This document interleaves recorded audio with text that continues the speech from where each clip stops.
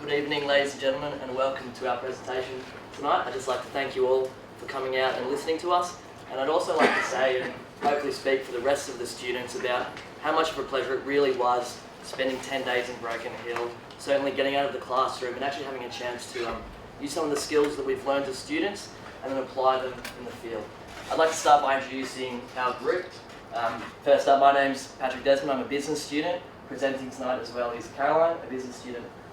Mel, a sustainability student. We have our two architects, Lex and Dave, and then three more members of the team were Hannah, Dave again, and Sarah. So let's kick it off.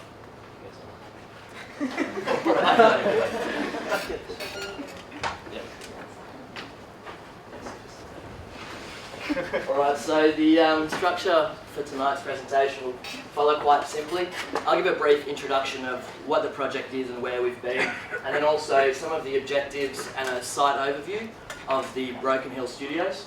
I'll then pass it over to Mel, who's going to look at the consumer proposal and the site proposal for the site. So that used a lot of the research that we put together and came up with a profile of who we think is the perfect target market for our development of the Central Power Station. Moving on, we'll have the two architects giving an architectural overview, giving a very detailed plan of everything that we've gone through. And then finally, Caroline's going to go through some of the financing aspects, a lot of the risk analysis and very technical details. And then we'll just wrap it up with a conclusion at the end. So, where are we so far? We spent a good week before going out to Broken Hill, doing a bit of research, trying to really understand what the city's about, what its history is, and where its direction is going forward. And specifically, we took a look at the power station, which has now become the Broken Hill Film Studios. So $2.3 million was already invested to do up this big site, which is Studio B, and it's now the second largest film studio in New South Wales.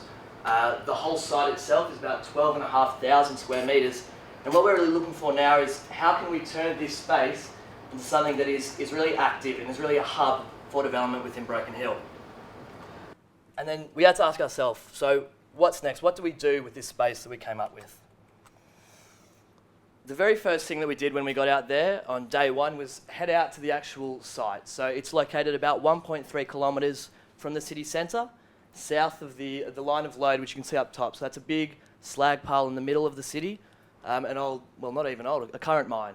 And what we saw was this big site, 2.5 hectares. How could we revitalise this site and create a few things? So create a connection between North and South Broken Hill, and then also turn this space into one of community engagement as well as an economic and creative hub. After getting our bearings, we got back into the room and then we sort of came up with a few objectives for what we wanted to do with our project. So from a business perspective, we wanted to capitalise on the current investment that's already there. 2.3 million's already been invested, and we want to now make this productive investment. And second, we saw the vision of creating an educational hub that engages both visitors to Broken Hill as well as the local community. From an architectural perspective, we definitely wanted to take advantage of the existing site as it is and foster a relationship between the site and the wider Broken Hill community. So moving forward, what have we come up with? Well, I'll give you a quick taste now. This is sort of the first stage redevelopment of the Broken Hill Studios that we've seen.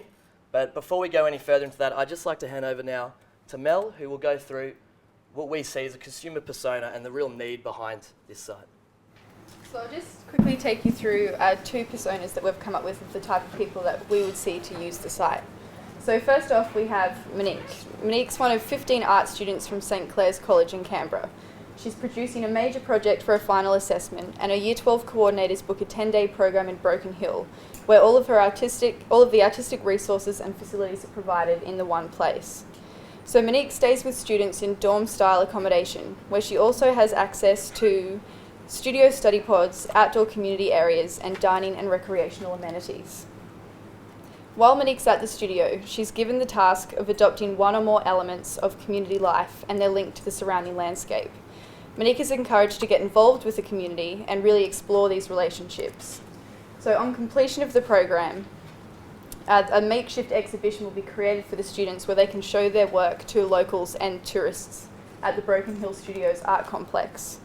So once the students go back to their hometown in Canberra, they can then share their stories and their experiences from Broken Hill and really try and change those perceptions that might be made about Broken Hill being an old dusty mining town. So the reason why we're focused on school and university students is that we've already identified an interest from a range of university and school groups who come to Broken Hill, so just like we did. We've identified 20 universities across South Australia, Victoria, the ACT and New South Wales. So each uni has an average of 2,000 students enrolled in relevant arts programs. So this would be visual and creative arts as well as history as well. So by offering a fully encompassing learning facility and service, we hope to attract more student groups to Broken Hill. So the second, I'm sorry, that's what I just said. The second persona is Travis. So Travis is a 19-year-old student from South Broken Hill. He's studying his final year of Certificate 3 in Building and Construction at TAFE Western. He's looking to gain practical experiences in his field while giving something back to the local community as well. He's one of 4 construction students that partake in a 5-day project collaborating with the Wilcannia Health Habitat Survey Fix Team and a group of public health students from Monash University. So he spends 2 days in the health habitat workshop at the studios learning alongside the public health students on issues related to poor quality housing, the assessment of housing quality and how his existing skills in building and construction can provide the required maintenance work. Sorry. Okay. So the mix of construction and public health students spend the remaining 3 days putting their learnt skills to the use within the Broken Hill community. Travis completes the course with not only new friends, but a new understanding of the value his trade and learnt skills can offer. So Travis and his fellow classmates share this knowledge with their friends and family and steadily continue the maintenance work outside of their study time. So the reason for the housing and health side is that we had sort of a sub-project with the power station that was more focusing on improving the quality of housing in certain areas of Broken Hill. So we'd identified that the New South Wales government had recently stopped funding for housing development in Broken Hill because its local economy kind of meant that it wasn't really considered remote anymore. So Maureen, the head of the Aboriginal Land Council, also identified concerns about this recent funding cut and how it might affect the local community. So of the previously 20 universities that we identified, 12 of these, with an average of 300 students each, offer a range of undergraduate and postgraduate courses in public health and community engagement. And a few of them are already offering brief workshops for skill development in culturally sensitive communication. So we believe that by engaging these uni groups, the students studying building and construction at TAFE Western and seeking the expertise of the Health Habitat team located in Wilcannia, the studios could provide a problem-based learning experience that will enable knowledge sharing between these disciplines and also benefit the local community. So it would create a multidisciplinary and holistic approach to improving the health implications associated with poor housing, and while also empowering the community to take action and share the knowledge within the area. So with these personas in mind, we'll now look at the components of the site. So we'll need to have accommodation, the learning hub, so this will be kind of art workshops as well as just study space, community space and gardens, and then access points to South Broken Hill. So we'll now go through and have a look at a monthly calendar to see how we might use the site. So we would aim at capturing the overflow of the University Department of Rural Health's accommodation, and this will make up the majority of our medium-term stays. Our school groups will take up short-term accommodation stays, so they'll be between 3 to 4 days, and university groups will add to the medium-term stays of roughly 10 days stays. So lastly, studios will also offer adult hobby courses as well, and they'll range from 1 to 3 days. Okay, so we're obviously trying to target leisure and educational tourists, but we also really want to connect with the local and surrounding communities as well. So we need to create a space that ensures members of the local and surrounding Aboriginal communities are involved, and to promote the studios as a place of meeting between Broken Hill and these surrounding communities. So we want to do this by creating community garden spaces, an auditorium and an art gallery that might show off local and surrounding Aboriginal community artwork as well as the student artwork as well. When I had a look at what the leisure tourists were kind of looking for in Broken Hill and aspects that they'd enjoyed, there was a real appreciation of the mix between Western and Aboriginal culture. So we're wanting to try and integrate that through in the building as well. We would suggest that to ensure this integration into the design, we would have an Indigenous representative on the government body for the studios, and this would mean that you ensure that design and then also make sure that there's a sense of involvement throughout all stages of the project. So now that I've spoken about how we see the site being used and who we see using it, I'll hand over to the architecture boys and they'll go into a bit more detail and provide some visuals. So at this stage, we'll focus on the renovation and reuse of the air handling building and the existing Station B film studio. First, when we visit the air handling unit, we see the repeated existing pods as a strong structural element of the existing building. And we want to take advantages of that existing structural expression. Our aim was not to demolish the existing structure, but work around it to provide maximum functionality. Out of these pods, we developed 3 sets of stairwells as vertical circulation. For ground level, level 1 and the additional level we added to maximize the use of space. The rest of the pods are developed as wet rooms, including service such as toilets and showers across the ground and first level for accommodation. Then there is a series of lightweight timber pod structure designed to fit in between the existing pods as accommodation rooms for the bottom 2 levels. The repeated grid structure that accommodates the functions, which is a really strong tectonic notion of the existing building. So we managed to fit in 32 accommodation rooms across the 2 levels. Each of these rooms can comfortably accommodate 3 to 4 people, providing a maximum of 112 beds. The additional level will be The additional level on the top will be servicing as artist residence. There are 8 individual studio apartments designed to fit within the space. Each individual room is designed with personal kitchen and bedroom service and bathroom services, as well as significant spaces for artist studio facilities. There are also 2 large lounge rooms at the end of the building, providing comfortable sitting areas for a large amount of people. And now there is a number of accommodation facilities being arranged within the air handling building. So we see a need to create the connection between building B and the air handling building at the ground level and level 1. To provide this connection, new entrance would be built on the ground level, and already existing bridges would be utilized on level 1. At the bottom level in building B, there is a range of learning hubs with whiteboard and internet access workshops, photo labs and studio spaces for educational needs. There are existing concrete blocks in the middle of the floor, so there's a ring circulation to access each of these rooms. So what we saw before was the existing conditions of the building, and the other image was the rendering image of what we imagine it will look like. There's also the small gallery space at the front. Acts as a foyer entrance for the public.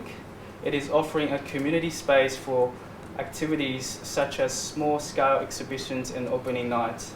There is a big gallery space and a theatre on the first level of the already renovated film studio. These would be highly flexible spaces that could be easily deconstructed and reconfigured to suit specific needs of large-scale art and performance, as well as be entirely removable and stored to allow the space to be used for filming as required.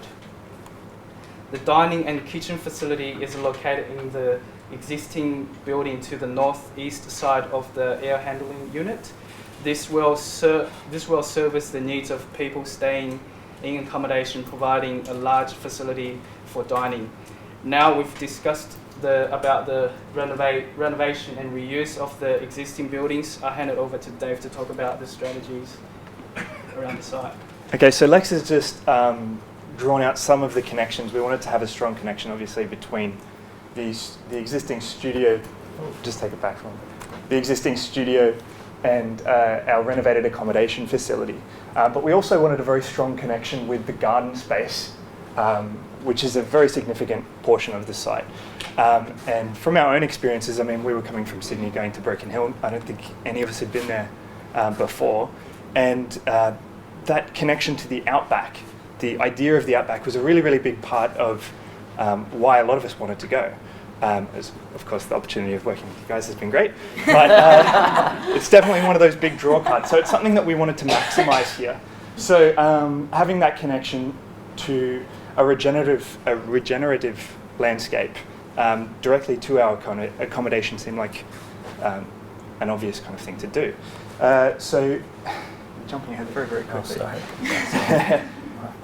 So here's a quick rendering that we've got of the lounge facilities that we have located in our site.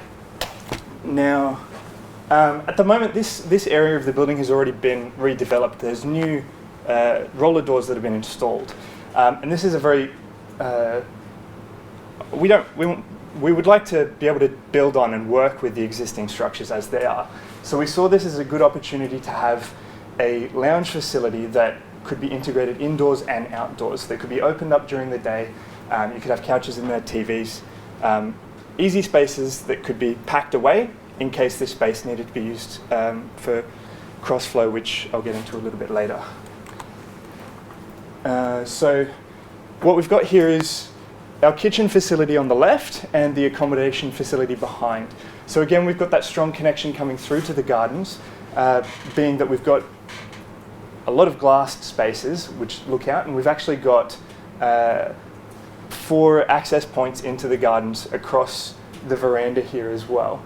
The other thing I'd like to point out here is our green spaces. So these green areas here are actually grassed zones that we've located. This is the only place within the site that we've designated for grass, and that's specifically due to some of the restrictions that are a bit more local to Broken Hill. So because of the limited amount of rainfall, we wanted to minimise the amount of grass, which is obviously going to soak in quite a lot of water.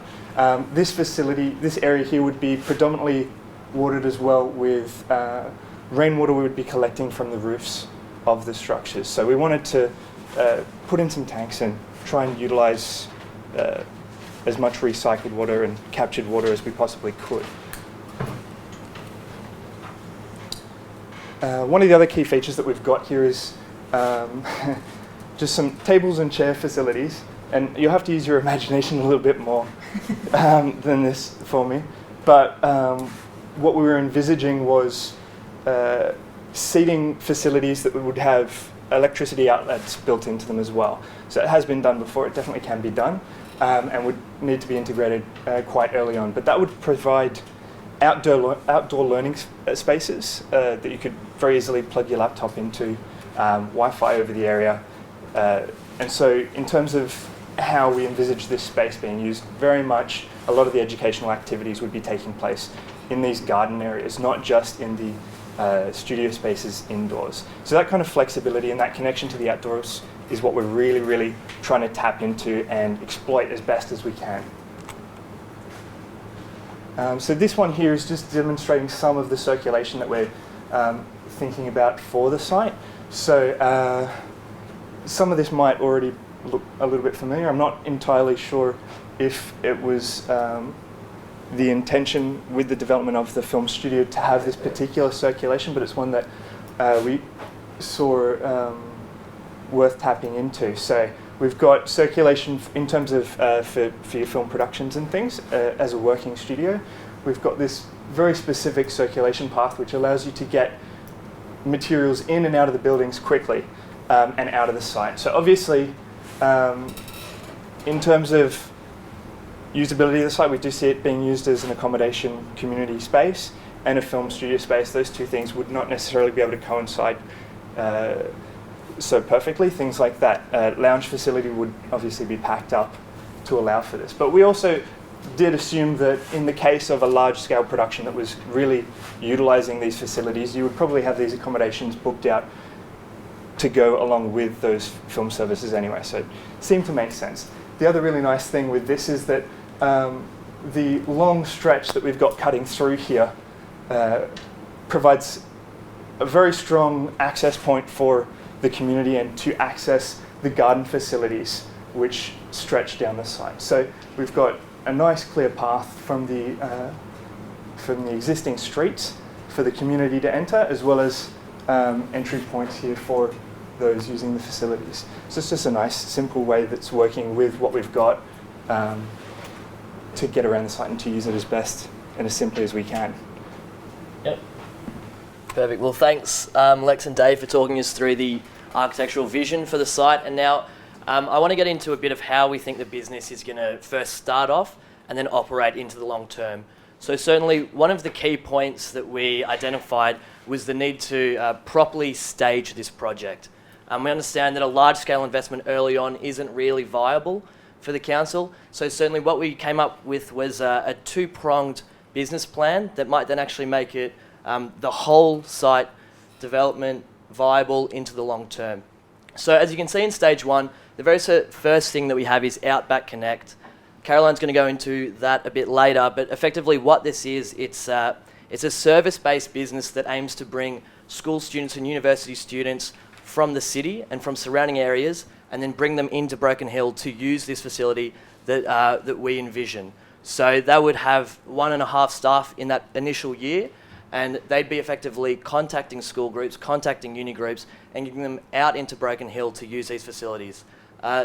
We'd build adaptable learning spaces in Studio B, and that's effectively just large wooden walls in that Studio B space, and those would be used for classrooms, auditorium spaces, and just various needs for learning. By that stage one, what we're really trying to prove here is the business need for this educational hub in Broken Hill. And it's not until stage two, when we actually have the business well underway, that we then renovate the air handling unit and put in the garden spaces and the accommodation and the learning hubs that will then make it really a one-stop shop. So in stage one, we envision that accommodation would probably occur at existing places within Broken Hill, i.e. the Palace Hotel, but all the connections to the studios would be used as the learning space. So as I said, moving to stage two, it's the renovation of the air handling unit and that creation of the accommodation learning hubs. And then stage three, when those facilities are at capacity, we would then look to expand the far side of the site and really look to expand the amenities, perhaps put more accommodation, and also look for a wider customer base. So not just school groups anymore, but also the adult tourism, offering either conference facilities or classes, art classes that might be better suited to adults. And again, making it a very big hub for Broken Hill to get people into the city and also get people using the space. So I'd now like to hand over to Caroline, who's going to look at the corporate governance. Thank you. So this is our corporate governance structure, and as you can see, we've got the Broken Hill City Council right at the top. They're going to remain as the landowners of the site. Below that, we've got the Broken Hill Studio Trust, who we expect will continue to manage the site, and the three businesses that you see below that Pat touched on just before. So Outback Connect is a service business. They're going to leverage the local knowledge that's already in the town to advise these groups that are coming. So they will organise things like the accommodation, transport to and from, as well as within Broken Hill, entertainment options for students while they're here. And students will, well, not the students, but the organisers of these groups will pay sort of a packaged fee that will organise everything for this group before they even arrive at Broken Hill.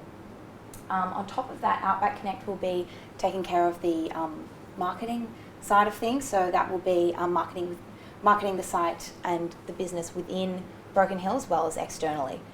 So on top of this, Outback Connect, we're hoping to bring in a different aspect as well, whereby a proportion of the paying students' fees gets pooled with some money, gets all pulled together, and in effect sponsors some local students to come along and do some work with them, like Mel talked about with Travis before, getting housing and construction and health students to all work together in a sort of multi-disciplinary way. On top of that, next we've got the accommodation, which is a distinct business again. We anticipate that the management of this business will be outsourced via a tender, and we sort of expect that to be maybe a 7-year operating lease, with a optional 3-year extension on top of that. So at the end of either that 7-year period or at the end of the 10-year period, whichever the council chooses, they will then have back-in rights, so they can choose to benefit from the direct profits that that business is bringing in. The main reason we've chosen that, or sort of recommended that, sorry, not chosen it, the main reason we've recommended that is because it really mitigates the risk for the council, and it allows someone that specialises in that sort of service to just take care of it all for you. And then thirdly, the film studios, which will obviously continue to operate with Film Broken Hill, and we expect that maybe when there is a big film coming in, obviously they will take precedence of the activities in that area. So, some more financial things.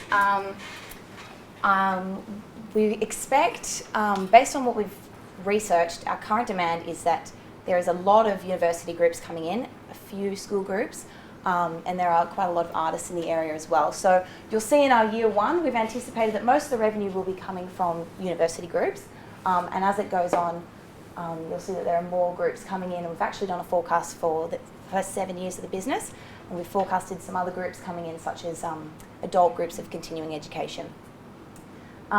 So our break even, we anticipate that both businesses will break even right in the middle of about year 2. So obviously that's when all the revenues that they'll be generating, so all the revenues that Outback Connect is generating from the package fees, as well as the accommodation, when that gets running up in the second year, that's when that equals all your fixed and variable costs. Some assumptions that we use to come up with these numbers, they're all there for you to see, but basically there's the school groups are much larger and they bring with them a couple of teachers.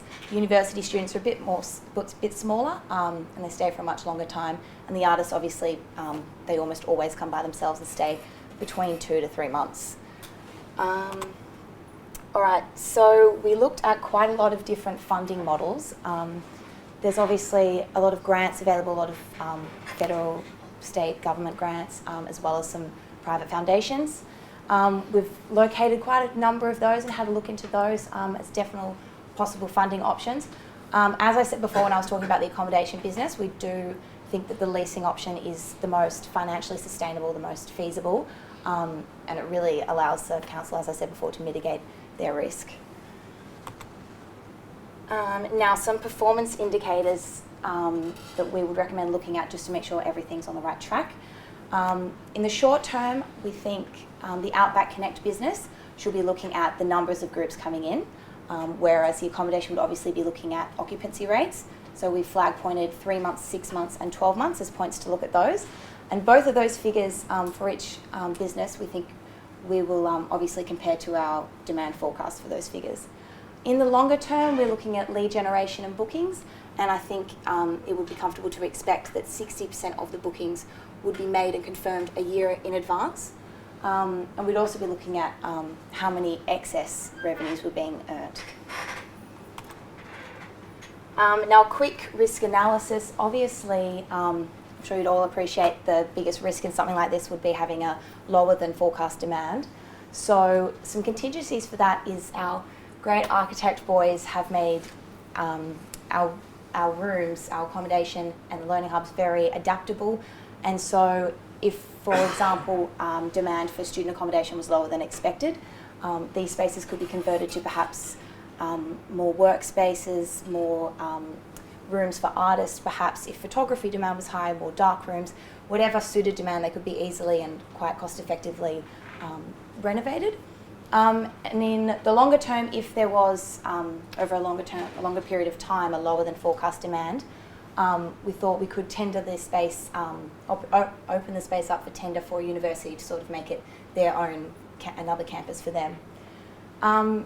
Now, as you will have noticed before, in our base case, we had most university groups making up the revenue because We have identified that in the first 3 years, they will be the key drivers of revenue.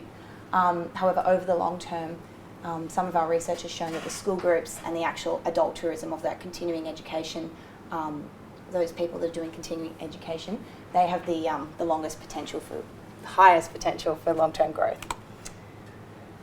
Pat. Perfect. All right, thanks for that, Caroline. And I would just like to premise that obviously those numbers that we've touched on were quite brief, but we are putting together a business plan that, with cash flows and pro forma financial statements that do give a lot more detail into that. I guess we've given you a vision of what we see as the early stage 1 and stage 2 of this site, very much the next 10 years of what we see. But we do have a future vision for the studios. It's such a large space and it's in such a great area. We think that it's definitely this area highlighted in red provides the most potential for future development. So that's certainly where stage 3 comes in. It's about putting in more accommodation facilities, certainly expanding the educational offering, opening up to more adult tourism and not just school groups. And certainly it's whatever we see the demand coming can really fit into that space. And one of those big focuses is creating a modular space that can actually react to the needs of the community. With that in mind, then I'd sort of like to wrap it up. We've taken a look at this entire Studio B. We've gone around and seen what the consumer needs were, what our vision for the site was, and then the actual staging and the backing for that. And what we think is this is a really great opportunity for the Broken Hill City Council, and we'd like to thank you for giving us the chance to work on the studio. And certainly we see this space as being one that can act as a great place to grow for Broken Hill into the future. So with that, thank you very much.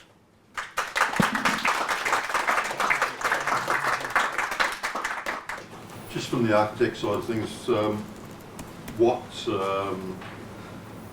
provisions have you got for disability access?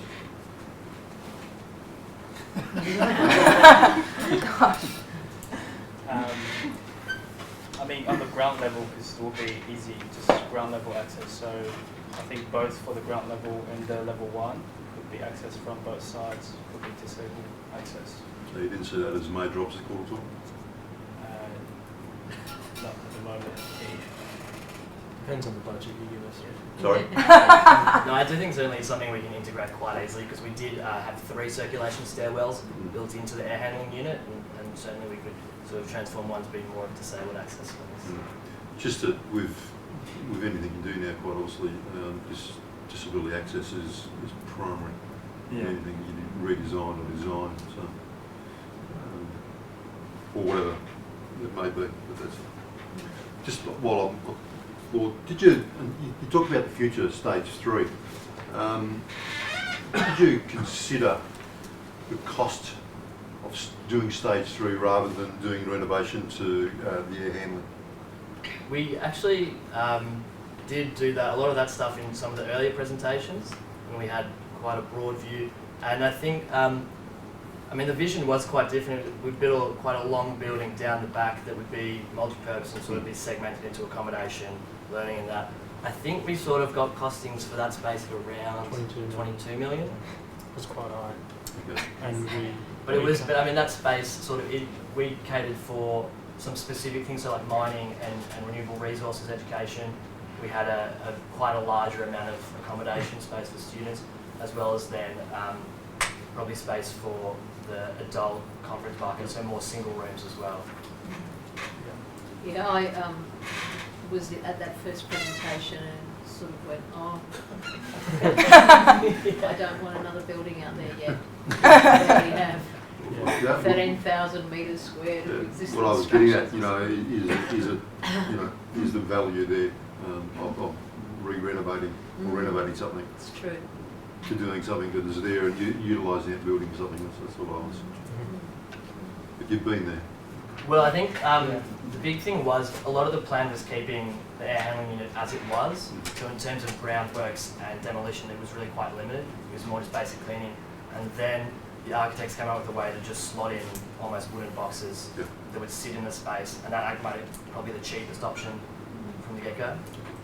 What was the overall cost of that student accommodation adaptation for the air handling? Have you got an idea? that? I think we put it at 3.2.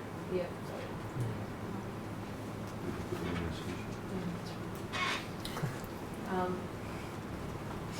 And the building that you're putting the kitchen and so on in,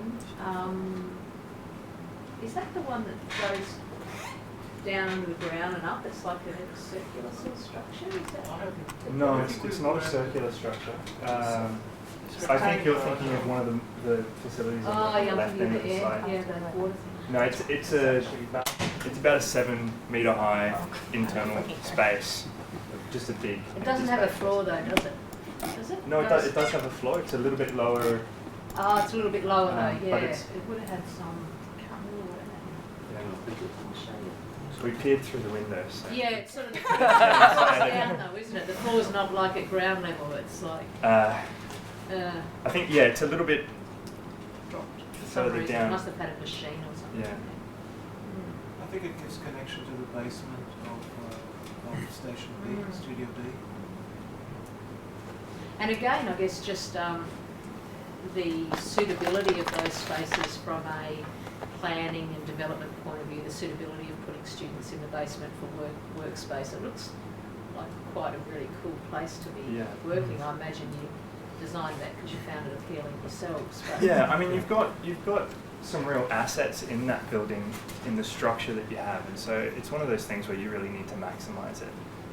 As to what you're saying in terms of the air handling unit and what other things could be done with it, because of the way that space is, it's quite rigid. It's got those boxes through it.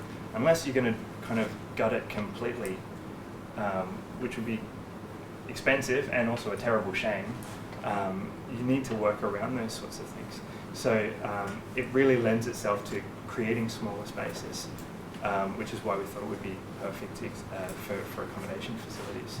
Originally, we did look at integrating some of our studio spaces and things into it, but in terms of generating dollars, I think it just made a little bit more sense to put in as much accommodation as we could to facilitate those needs. And I think that was driven as well by your feedback as well, Andrea, with meeting, you're our principal and we want to, meet the context of your brief. Yeah. And for us, it was about being innovative and trying to, reduce those costs to come up with a feasible multi-purpose facility that can really be integrated to the community to bring in people and increase its demand in space for what we see as an amazing future opportunity. So what was your greatest challenge between the architectural concept and the business rationale?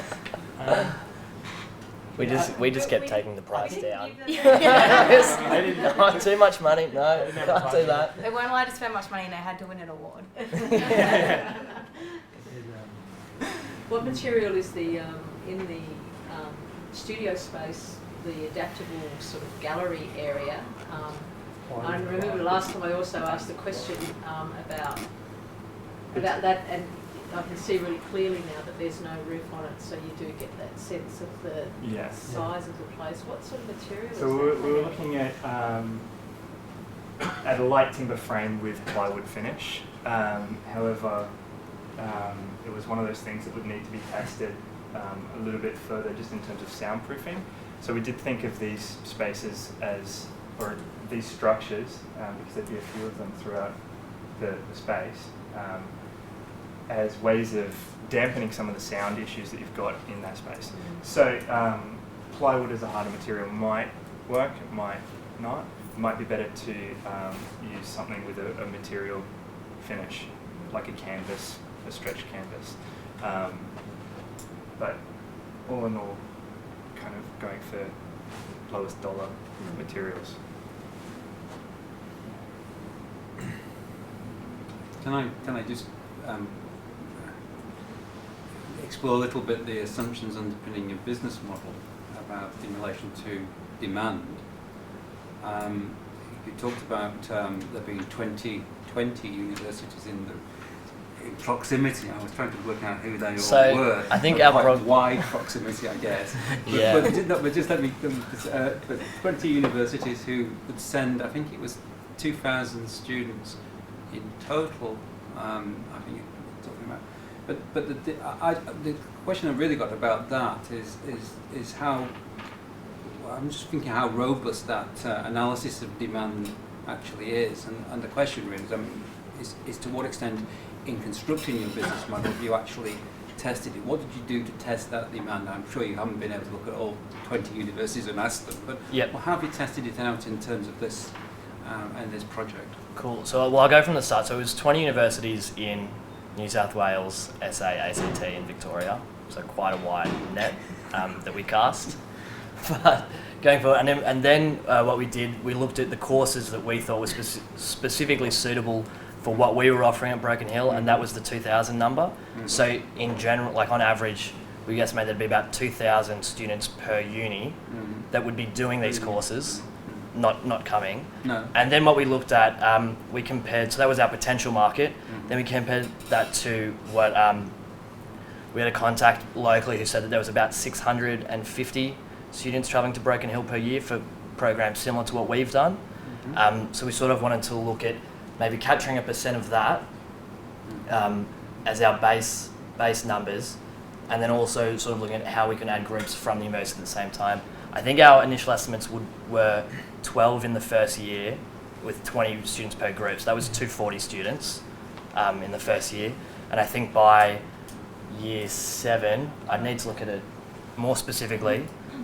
But I think the peak student number that we probably got coming from universities was up at about, it would be about 800. So if there's currently about 650 coming, we wanted to get, half of that, say, or 40% of that, but then also aim to bring in a lot more now that we do have this new facility that might actually appeal.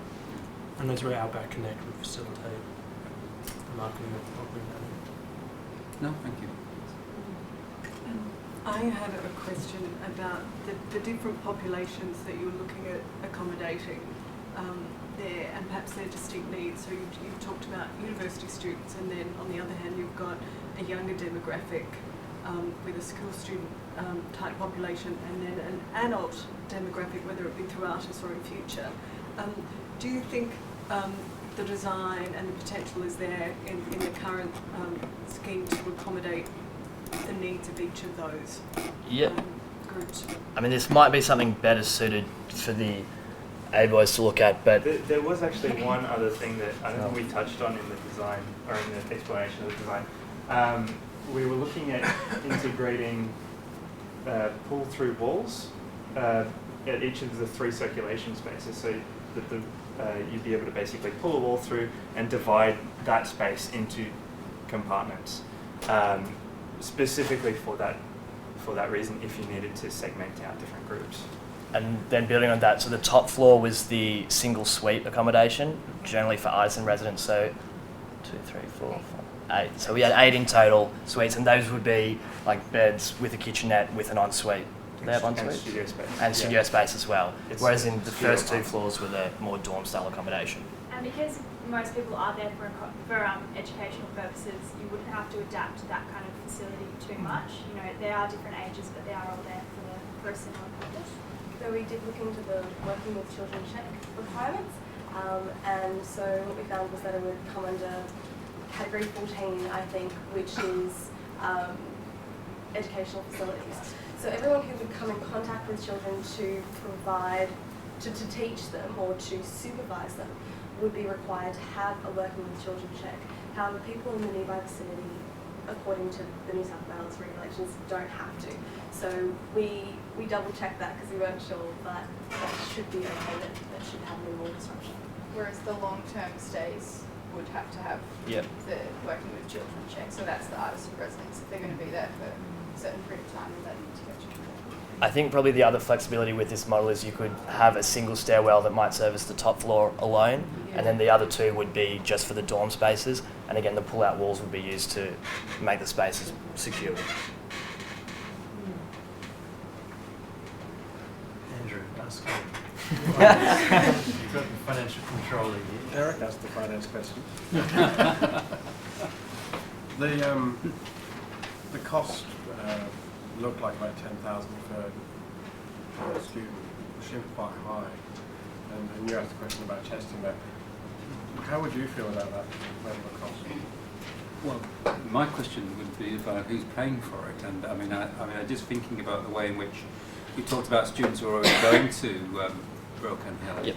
I mean, one of the issues there is that students have to go on placements. So a number of in certain courses have to go on placements.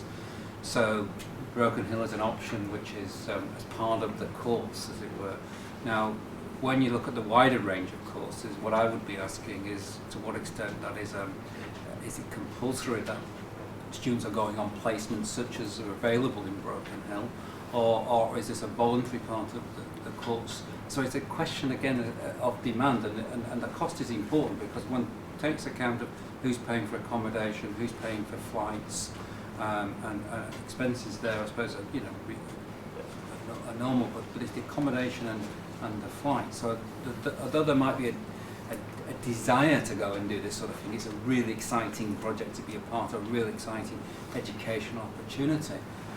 The business model, in a sense, really comes down from the university and from the student perspective as whether the added value of doing this is actually worth it and affordable. Yeah. I think in terms of the pricing, we did create a difference between the school students coming and the uni students.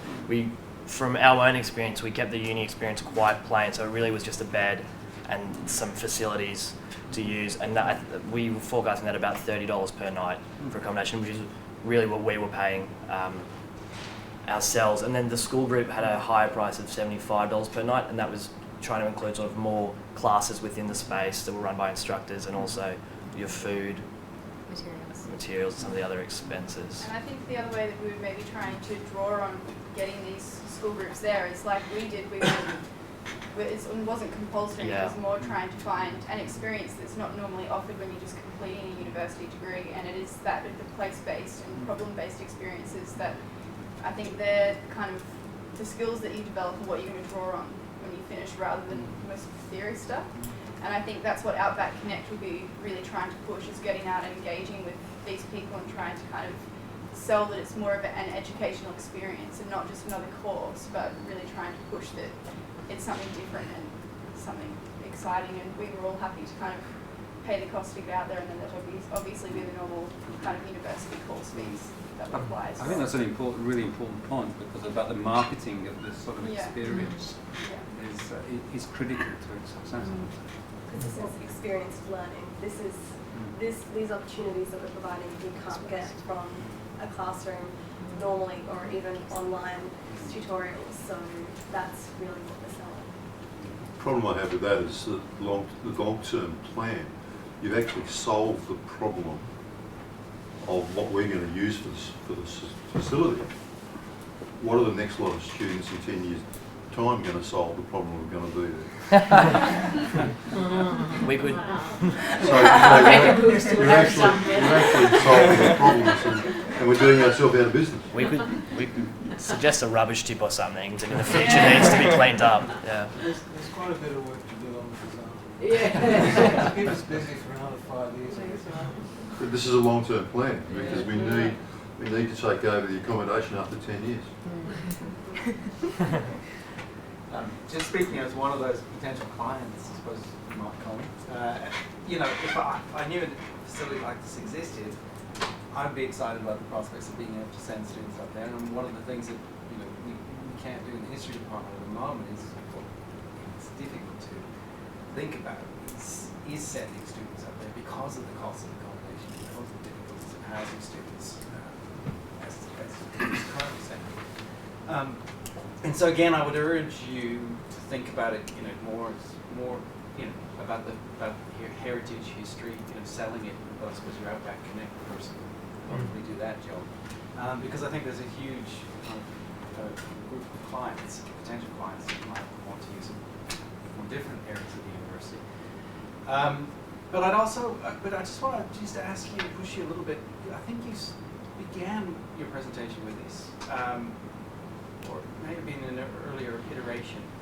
But I just wanted, look, I can see how outsiders can come in and use the place. But I just wondered about the community engagement again. I think you mentioned this in the introduction. And I can see the gallery space as a place of kind of interaction.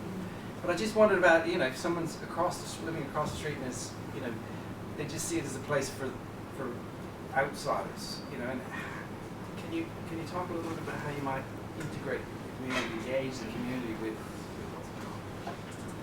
So I think we're probably, in terms of actually providing a service where we have, you know, like a cafe space or something that would really draw people in, would probably come in the later stages in terms of wanting to have the workshops.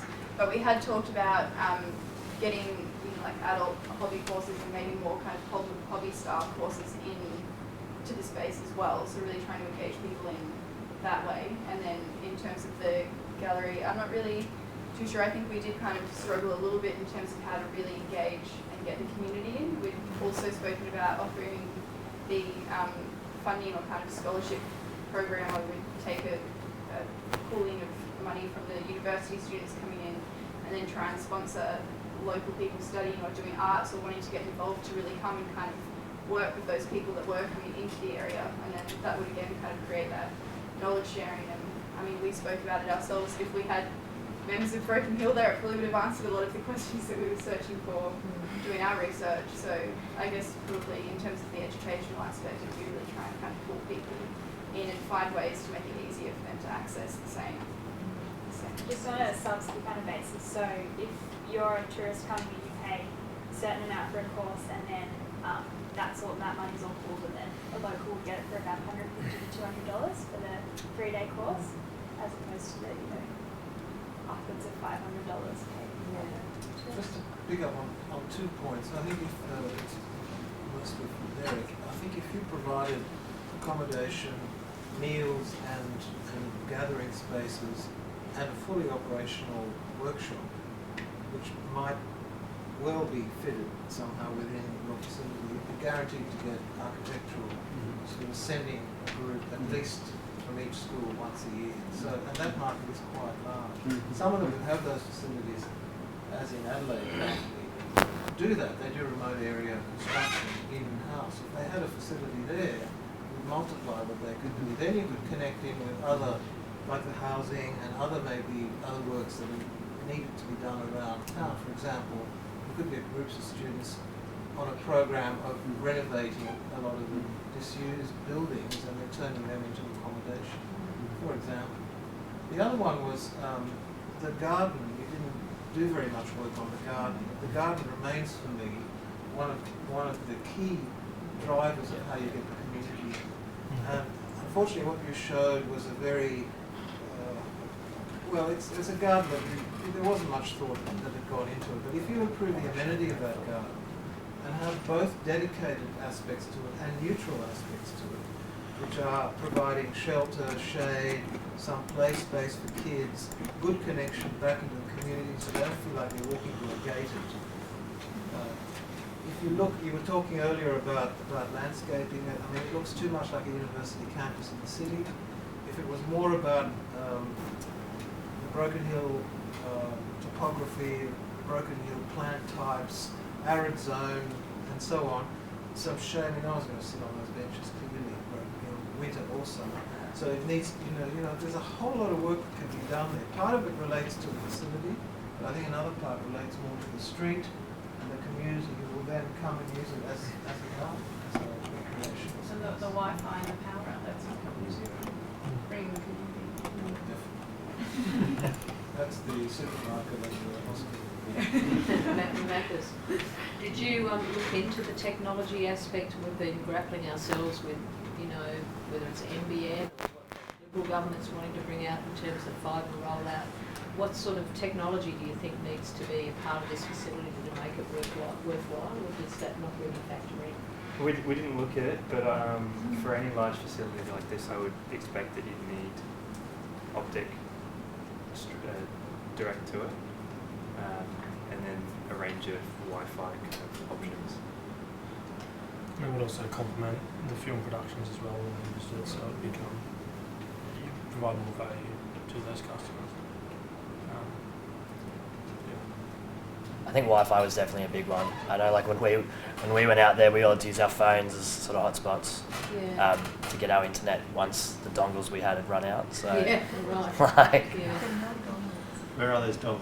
We still have them. The real selling point, people don't thinking it's an outback town, walk into this space and have all of that functionality. I think there are a few examples, in terms of community engagement that might be, like, definitely we had an idea of a community cafe sort of thing, so it would be run by locals. We'd try and get some sort of garden that is suitable for the landscape. We know that you can like grow olives and whatnot in Broken Hill. And then also, I think there's a lot of examples of public art creating a very popular space. So I know in Berlin there's a Holocaust memorial that it just transformed massive space into almost like a playground, and it engages the community both from in a very visceral sense, but also intellectually as well. So you might also think about the local schools as well as places of intersection. They know other primary schools are coming up or other high schools are coming up, working on particular aspects of the neighborhood, possibly the synergies there. How far is Robinson College from there? Oh, it's quite a walk. Quite a while. Yeah. It's too far. A couple of guys. yeah. But part of it, is about if you want an educational model about how you engage projects with the community and for the community, working with the community in that particular space. There's a pedagogical issue about how you promote community engagement through this site as well. Yeah, and I think what's taught there, closer that can be tailored to the immediate needs of the region, the more you're likely to get interest from local people being part of that. So they're not just visiting the site for a cup of coffee, they're actually, the kids are studying there, their dad's getting a second run at their education or whatever. And the governance model, therefore, is an important part of that. Yeah, and I think we talked earlier about quite a decentralised governance model where you had a lot of people pitching in to create a kind of super campus rather than a single entity that ran it. And so this university and others, schools and so on, will all form maybe quite a complex, but quite a rich model of governance. Yeah. With your governance model, you took that outside of council. Whilst council still owned the facility, owned the land, you took the model outside of council to actually operate independently of council. Is that correct? Yes. Only for the accommodation section. So the Outback Connect would still operate directly underneath the trust. And we're looking at 1 to 2 people to run that, and that will be directly working with people from the council. It's just the accommodation section that we would outsource to the private sector, to people who run accommodation facilities. I'm saying, from my experience, that the Broken Hill Studio Trust model would sit outside of council because you're bringing up a hell of a lot of bureaucracy and restriction and politics in under council, which you don't want to bring into it under a business model. So that's alongside. Yeah, probably underneath, but to the side. So it's actually outside of council, but is responsible back to council. It's least. It's not least, but it has a connection to council. Council actually owns infrastructure, always will. But you actually have a trust that works outside of council, so that you're not restricted by the bureaucracy that involves, and also by the politicking that involves as well. So you need to take those things into consideration when you're dealing with state and federal and local government, because most things will turn political.